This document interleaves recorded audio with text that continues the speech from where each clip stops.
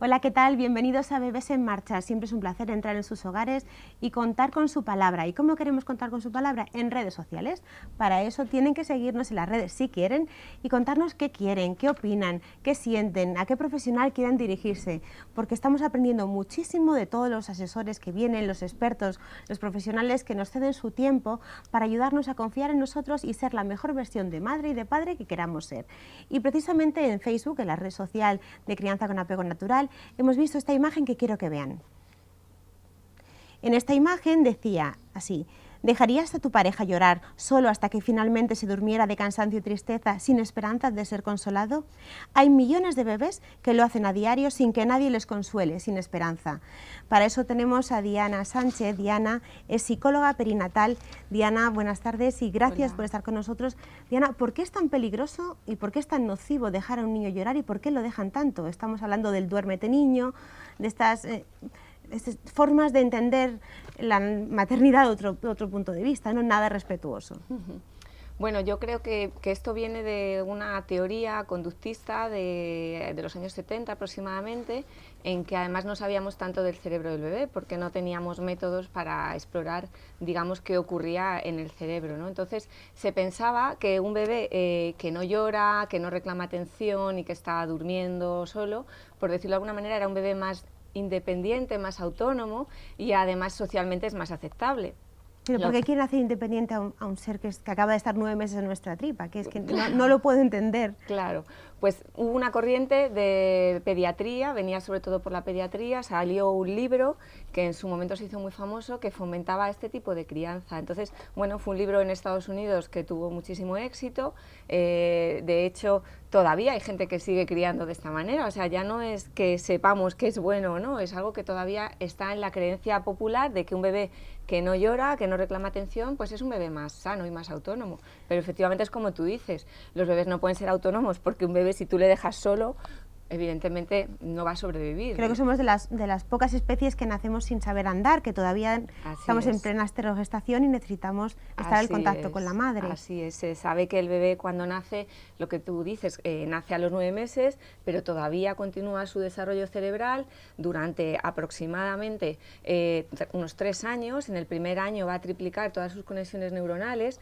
y para todo eso necesita además mucho del contacto físico de una persona, preferentemente es la madre, pero puede ser cualquier otra persona que se convierta en una figura de apego para ese bebé. Pero es que si no, sabemos que no sobreviven. Entonces, por ejemplo, luego que ocurrió, se vio un estudio que hizo Bowlby, le pidió la OMS que hiciera un estudio sobre qué ocurría con los niños que estaban en orfanatos y claro, ¿qué observó? Pues que esos niños, aunque estuviesen muy bien atendidas sus necesidades de alimentación, de higiene, que dormían fenomenal, pero esos niños luego tenían problemas en el desarrollo del lenguaje y luego iban a ser adultos con muchos problemas. Entonces, claro, ahí es cuando él hace este estudio, que además es muy famoso, lo entrega a la OMS y ahí es cuando ven que, oye, que esto no es sano, que estamos haciendo, no podemos fomentar que a los bebés no se les atienda. ¿Qué daños se hacen en el cerebro cuando un padre decide que vamos a aplicar el duérmete niño para que el niño descanse y lo están dejando llorar? Ellos están en la puerta también sufriendo. No puedo ni siquiera entender cómo pueden dejar al niño llorar de ese modo, con lo desgarrador que es el llanto de un bebé. Sí. ¿Qué ocurre en el cerebro de ese niño? ¿Qué sucede? Pues mira, suceden muchas cosas. Voy a hablar de unas pocas, pero sabemos, gracias a la neurociencia, que ocurren muchas. Una de ellas es el cerebro del bebé. Bueno, cuando un bebé nace no se sabe regular.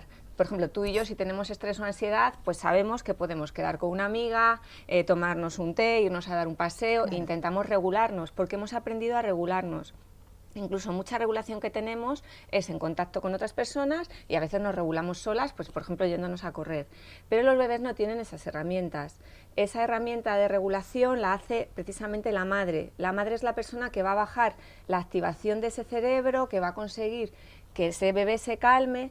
Claro, en el momento en el que la madre no está y además es un momento de sueño en que el bebé está cansado y necesita el contacto físico, lo que suele ocurrir es que ese cerebro empieza a colapsarse porque genera muchas hormonas de estrés, como catecolaminas, adrenalina y demás, bueno, cortisol, perdón, y lo que suele ocurrir es que el cerebro llega a un punto que si tiene mucha cantidad de estas hormonas, a los adultos nos pasa igual, empieza a segregar las hormonas contrarias, digamos, para regularse de nuevo. Como no lo hemos podido regular desde fuera, el cerebro llega a un momento que esto es tóxico para él, empieza a regularse y que genera opiáceos y sustancias para contrarrestar las negativas. Entonces, efectivamente, esas sustancias hacen que el bebé poco a poco se vaya calmando, o a veces de repente, pero es un efecto fisiológico de protección del cerebro, pero probablemente lo que está aprendiendo el bebé, y eso también lo sabemos, no es a dormirse, lo que está aprendiendo es que si yo estoy estresado y tengo un problema, no me van a ayudar desde fuera, no tengo un lugar seguro, el mundo de hecho no es un lugar seguro, porque yo me estreso. Qué soledad, y no hay nada, tiene claro, ese bebé. claro, entonces son uno de varios efectos que puede tener, porque ya te digo que pueden ocurrir muchas cosas. ¿Y está relacionado también con un futuro de poder crear personas con problemas de adicción? Hay muchos He leído un estudios, estudio relacionado con ese tema. Claro, es lo que te digo, si tú no, es decir, si al bebé no le das una herramienta para aprender a regularse, digamos, de manera sana, que la primera sería el contacto físico con otra persona, y luego poco a poco sí que le vas enseñando otras herramientas, su cerebro empieza a funcionar de esta manera, ¿vale? ¿Qué ocurre? Que llega un momento en el que ese cerebro, en cuanto hay una hiperactivación, sabe que, uy, peligro, alarma, genero estas hormonas, entonces empiezo a depender de estas hormonas, pero realmente el bebé no está aprendiendo nada sano. Y además hay una cosa que también está relacionada, es por ejemplo los trastornos de hiperactividad, se está viendo que tienen relación.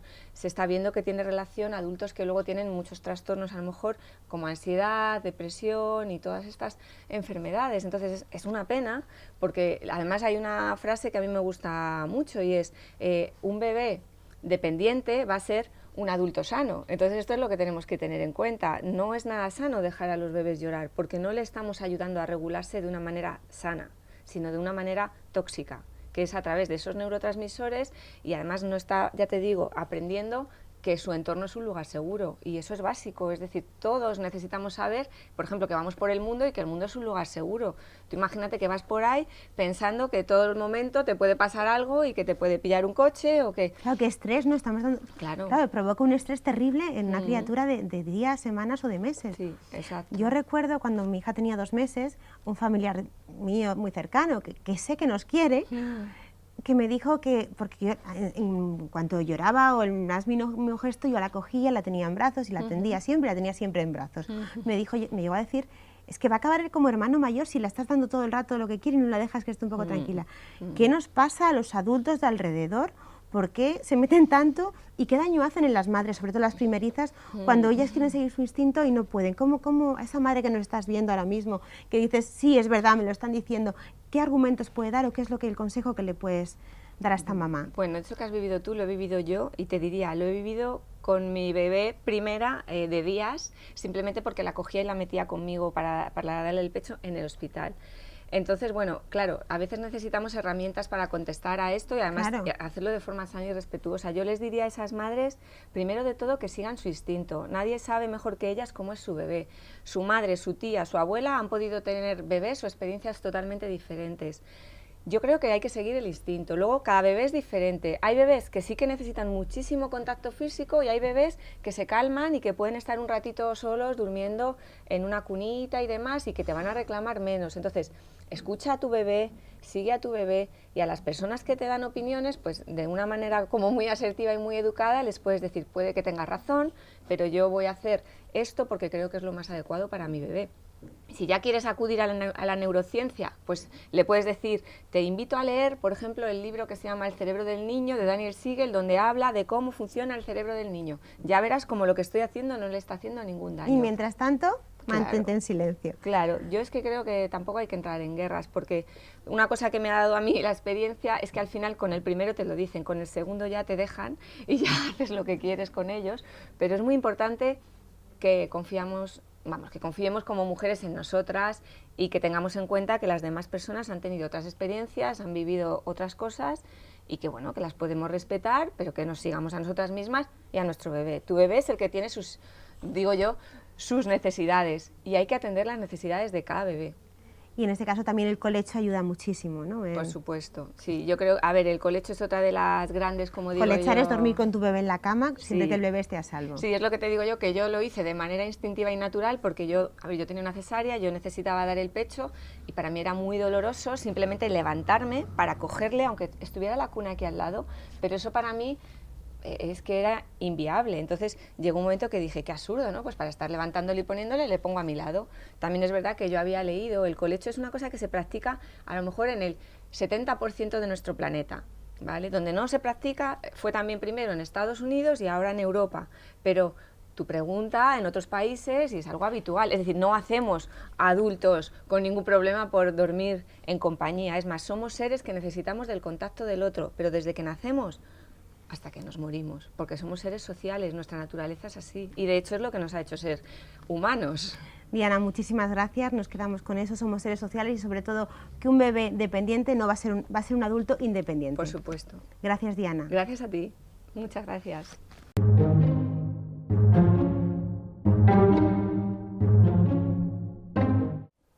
Una de las herramientas que más nos facilita la vida a los padres, y sobre todo a las madres estamos en casa para llevar al niño, para poder tener manos y brazos y hacer otras cosas, son las mochilas.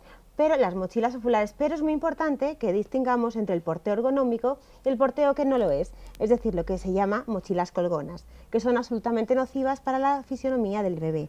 Para ello tenemos a Andrea Morante, ella es educadora en porteo, además está 24 horas ayudando a todas en redes sociales, porque yo siempre que he tenido muchas dudas, le he preguntado, ¿esta foto está bien? ¿He puesto bien a la niña? Y eso que no nos conocíamos. Andrea, gracias por estar con nosotros. Un placer. Y por la labor que haces. Gracias a vosotros. Andrea, cuéntanos cuáles son los beneficios del porteo ergonómico.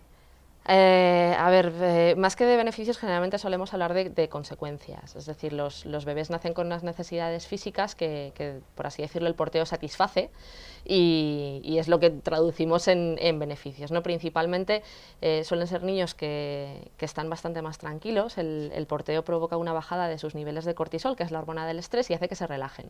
Claro, pues están pegados al pecho de la madre. El movimiento, el calor, la necesidad de contacto que tienen se ve satisfecha y, hablando mal y pronto, se relajan y se duermen, ¿vale? Entonces, incluso se puede dar el pecho también dentro de la mochila. También se favorece la lactancia materna. A nosotras, como estamos contentas con nuestro bebé cerca, también nos sube la oxitocina, que es una hormona que ayuda para la lactancia, y bueno, pues el hecho de tenerles tan cerca, poder colocar la mochila y colocarles al pecho implica que puedes estar por la calle haciendo lo que necesites con las manos libres y además estar dándole el pecho a tu hijo sin tener que buscar un banco, una sala de lactancia o algo Yo te similar, confieso, ¿no? que he usado la mochila en casa.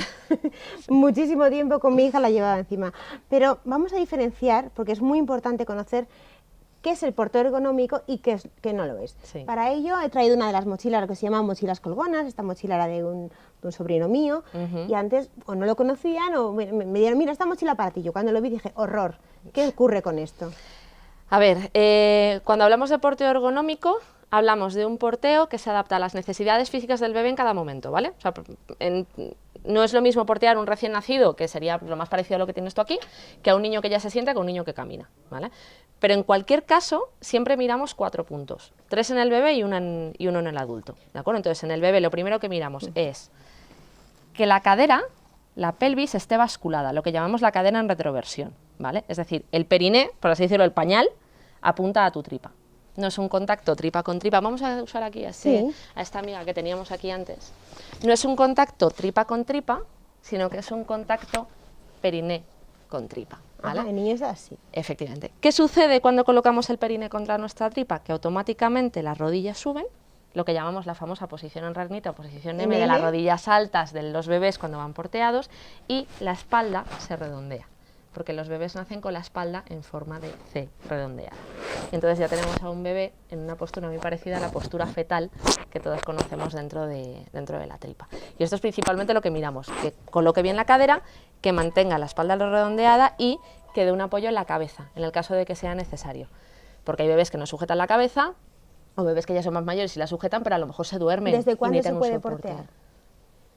Minuto 1. Desde el Minuto 1 a lo mejor no es lo más adecuado, pero vamos, que yo a mi hija pequeña la subí a un portabebés, tenía 12 horas, más o menos. Pero hay que hablar con un especialista que nos explique, que nos enseñe a utilizarlo, porque hay fulares, mochilas, hay un abanico muy amplio, ¿no? Y cada uno... Sí, Es recomendable hablar con un especialista primero, porque en función de pues, posibles patologías que podamos tener en la espalda, necesidades, el peso del bebé o su tamaño, un portabebé u otro nos va a ir mejor, incluso la época del año.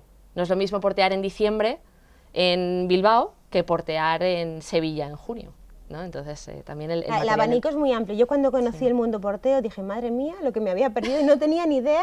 Incluso hay abriguitos para poder portear, hay una realmente ayuda a las madres, la verdad. Es una manera que nos satisface para nosotras por poder tener a nuestro hijo y poder movernos. Yo conozco a alguien que lo calificó una vez como un quitamiedos, un quita inseguridades, ¿no? En el momento en el que tú, que acabas de tener un bebé y te ves desbordada de emociones, de necesidades, de una personita muy pequeña que te está reclamando continuamente, el hecho de poder tenerlo contigo, esa cercanía que te hace también satisfacer necesidades mucho más pronto, tener un bebé muy tranquilo porque está contigo y aparte tú tener manos libres y movilidad, hace que estemos muy seguras, hace que estemos muy tranquilas. Entonces, al final, entre otras cosas, es un quitamiedos nuestro, ¿no? Entonces, vamos a dejar claro que cuando las piernas del bebé cuelgan...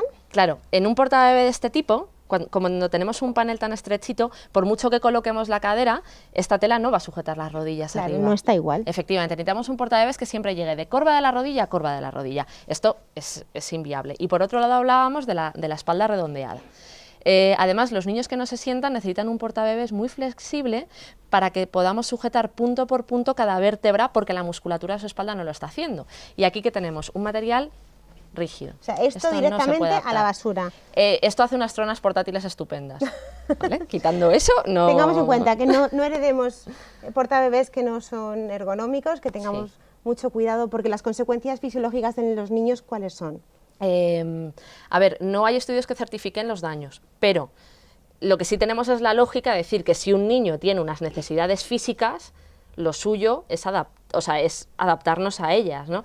Por hacer un símil, si un bebé tiene una espalda, o sea, su columna está redondeada, es decir, en esta postura, y nosotros en un portabebés le obligamos a estar así, es como si un adulto que está en su postura normal le obligáramos a estar así continuamente. ¿Estarías bien, estarías cómodo? No. Obviamente no. Aparte, como su musculatura se está desarrollando y no sujeta las vértebras de la espalda, si no tenemos la espalda bien sujetada, ¿qué es lo que sucede? Que los discos intervertebrales tienen una mayor tensión.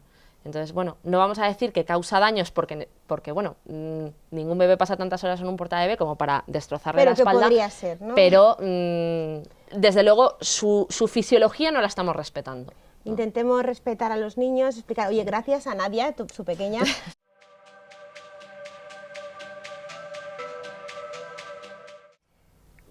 Y en el sentido de la vida estamos con Cristina Barroso, una vez más que está con nosotros y nos va a explicar que la información salva vidas, ¿verdad, Cristina? A ver. Cristina, bueno, quiero comentarte que cada vez tenemos más noticias en internet que nos están escribiendo y tenemos, bueno, un boom de preguntas. ¡Alegría! Entonces he pensado que lo mejor que podemos hacer es crear una nueva sección. ¿Ah, sí? ¿Quieres que te la presente? Claro. Venga, bienvenida a sección nueva.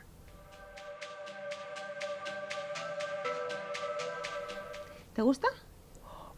Pues sí, la verdad, me parece muy interesante porque creo que nos va a dar mucho juego. Visto en internet también es una sección para que todas las personas nos puedan hacer llegar sus preguntas y tú darás las respuestas. Y ahora quiero que le des las respuestas a la cantante Soraya, a la que mandamos un beso desde aquí, porque en su Instagram formuló una pregunta con una fotografía que vamos a ver ahora. Ella preguntaba, refiriéndose a las sillas si son más seguras, a contramarcha y a favor de la marcha, preguntaba ¿por qué las piernas van flexionadas? Si eso es malo para los niños, si es seguro, si van cómodos y... si estas sillas a favor de la marcha se venden, ¿por qué es? O sea, yo entiendo que ahí hay tres preguntas, tal vez. Son tres preguntas. Sí, o sea, ella está preguntando una cosa que entiendo que es muy razonable que pregunte, que es ¿por qué van tanto tiempo con las piernas flexionadas? ¿O por qué tienen que ir tanto tiempo con las piernas flexionadas? En segundo lugar es si eso es seguro también. Y en tercer lugar es si efectivamente las sillas a favor de la marcha no son seguras, ¿por qué se venden? Esa es la pregunta que nos hemos hecho todos los padres continuamente. No, es lo que yo te iba a decir, o sea, por favor, que levante la mano el que no ha pensado eso, o sea, yo no la podría levantar, porque esto sucede y nos ha sucedido a todos, a mí la primera, que cuando tú te enfrentas a una información nueva que es completamente opuesta además a lo que tú creías que era lo correcto, bueno, pues la primera reacción natural es la del rechazo, ¿no? Pero luego llegan preguntas con respuestas, entonces lo importante es ver si esa respuesta convence o no. Entonces, yendo una por una, Y en relación al tiempo que pasan con las piernas flexionadas, a mí me gustaría dejar claro que un niño va en una silla contramarcha enfrentado a un respaldo, pero eso no significa que lleve las piernas inmovilizadas. Pueden ir con ellas cruzadas, como la foto que ha compartido Soraya en redes sociales, o pueden ir con ellas dobladas, semiflexionadas o estiradas. Esta niña de esta foto tiene 7 años y no tiene ningún problema para viajar. 7 años y va a contramarcha. Sí, tiene 7 años y va a contramarcha, pesa 23 kilos y como se puede apreciar no tiene ningún inconveniente en viajar en esa posición y las piernas no le suponen ningún problema. De hecho, aquí cuentan con algo que no tienen cuando van a favor de marcha, que es un punto de apoyo, es decir, ¿tú eres consciente de que cuando te sientas en una banqueta alta y los pies te quedan colgando es muy incómodo, es incomodísimo? súper incómodo, Vale. las piernas quedan colgando. Pues eso es justo lo que le pasa a un niño cuando viaja a favor de la marcha y no tiene la altura Claro. suficiente como para llegar al suelo o no tiene ningún punto de apoyo. Entonces, ¿qué hacen? Pues lo que hacen es tratar de apoyarlas en el respaldo del asiento delantero. Sí, levantar las piernas. Efectivamente, tratan de apoyarlas. golpes. En la lectura que hace el adulto que va delante es de que el niño está muy pesadito con las pataditas. Entonces, no solo encima le reñimos, sino que adelantamos el asiento. Así que, ¿cuál es su última alternativa si no quieren que se le duerman las piernas? Pues precisamente cruzarlas y ponerlas a favor de la marcha en una posición exactamente igual que la que ha compartido Soraya en redes sociales, ¿no? Pero yo veo mucho más cómoda a esta niña que a la otra. Bueno, lo que tú estás viendo en la foto de la silla contramarcha es una niña que tiene un punto de apoyo natural en el respaldo, mientras que en el otro lado es la propia niña la que se tiene que sujetar las piernas para que no se le caigan. Así que sí, yo estoy de acuerdo contigo en que va más cómoda así. La siguiente pregunta es si es seguro. Si es seguro viajar con las piernas flexionadas en una silla contramarcha, bueno, pues lo mejor es poner un crash test que nos demuestre exactamente qué es lo que pasa. Entonces, cuando lo ponemos, vemos que la realidad de las piernas es completamente diferente a la que pensamos, porque el movimiento natural de las piernas es el de flexionarse contra el pecho cuando, Claro, para atrás. claro, cuando se produce la deceleración. Y eso no es lesivo en absoluto, es un movimiento natural. Así que hay en la estadística científica, pues te diría que desde luego por este movimiento no tengo constancia de que haya ningún caso científico contrastado de lesión en piernas porque eso suceda. Sin embargo, cuando lo colocamos a favor de la marcha, lo que podemos observar es justo lo contrario. ¿Tú sabes lo que es esta línea negra No. que atraviesa la pantalla? Bueno, pues eso representa el respaldo del asiento delantero, Diana, ¿vale?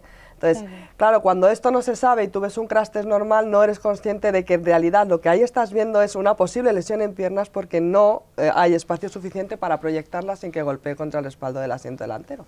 Así que, fundamentalmente, el riesgo de lesión en piernas reside en colocar un niño a favor de la marcha y no en contramarcha. Pero si seguimos observando, además, podemos entender que hay una fuerza que se está ejerciendo sobre el torso del niño en una dirección por el propio arnés que impide que salga proyectado, pero como la cabeza no está sujeta, también sale proyectada hacia el sitio opuesto. Así que hay una descompensación de fuerzas que genera lo que se llama carga de tracción en la unión entre la cabeza y el torso, que es el cuello.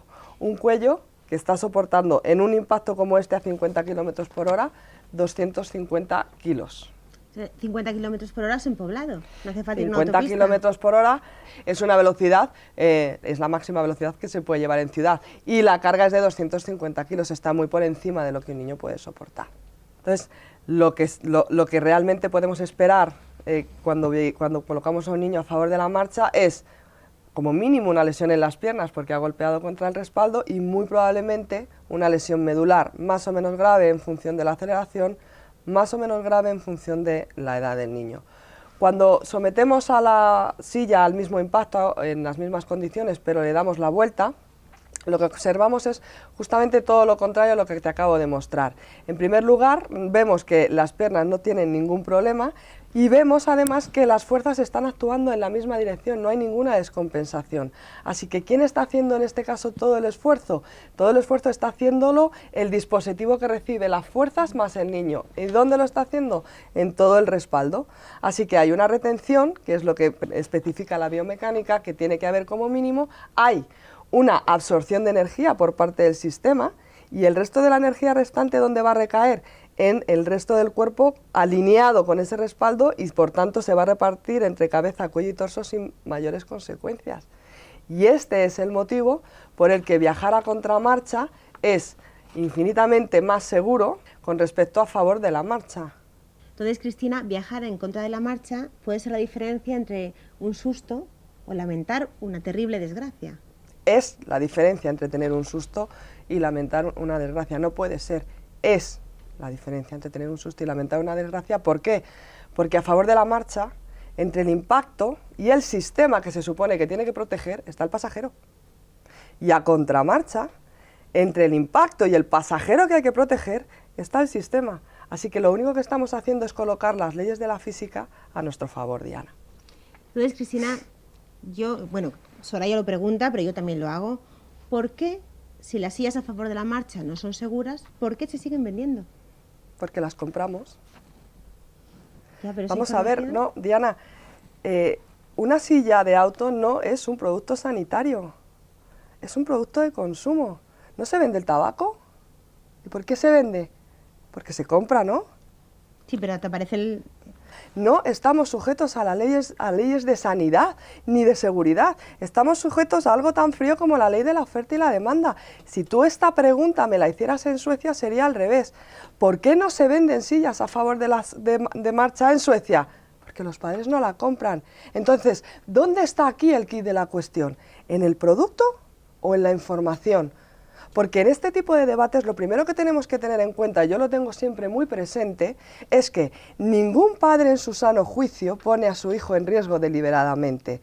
Si hay algo que no estemos haciendo todo lo bien que podríamos hacerlo, es pues, muy probablemente porque tengamos un problema de información. Y la cuestión aquí no es por qué se venden sillas a favor de la marcha, la cuestión es qué información tenían Soraya y su marido a la hora de elegir la silla para su nena, y si hay alguien que se ha tomado la molestia de explicarles lo que yo acabo de explicar aquí con la misma claridad y la misma extensión que yo acabo de hacerlo. Y yo te diría que me ha puesto el cuello y no lo pierdo a que ellos no sabían esto. No así. No, yo estoy convencida de que no lo sabían. Es más, espero que con esta información, y además tenemos amigos en común, Soraya, espero que hayas escuchado a Cristina. Y me gustaría invitar a Soraya que te conociera, que te escuchara y que viniera a Nordic Baby.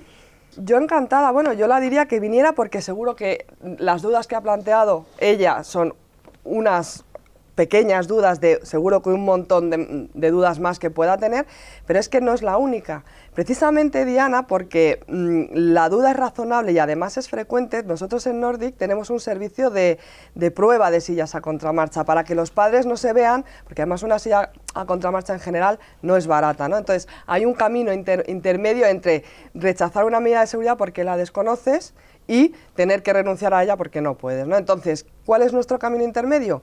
Le ponemos durante varios días un dispositivo a contramarcha a los padres que necesiten probarlo con el niño para verificar que no hay ningún problema y que no presenta ningún inconveniente, y lo hacemos a modo de alquiler.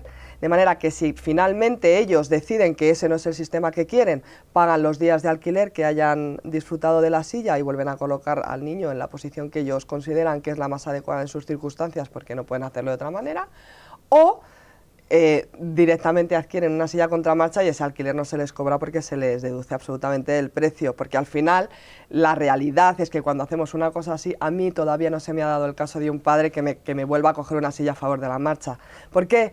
Porque ya conocen la información y el único límite que pueden tener a la hora de dar el paso de elegir la silla, que es cómo va a reaccionar mi hijo a esta medida de seguridad en el momento en el que lo montan, y tú lo sabes. Yo lo sé porque mi hija va a contramarcha desde el principio y toda la familia. Van fenomenal, van infinitamente más cómodos, infinitamente más tranquilos, ¿no? Entonces, pero esa prueba a veces es importante hacerlo, así que yo pongo a disposición de Soraya y de todos los padres que necesiten resolver este dilema de ¿le hago caso a esta señora o no? Que vengan, que prueben sus sillitas y, por supuesto, que estamos a su disposición no solo para eso, sino para resolver todas las dudas que ellos necesiten. Cristina, muchísimas gracias por estar con nosotros. Siempre aprendemos muchísimo de ti, de tu información. Y a ustedes nos vemos mañana a la misma hora, pero síganos en las redes sociales, que siempre nos gusta contar con su opinión. Chao.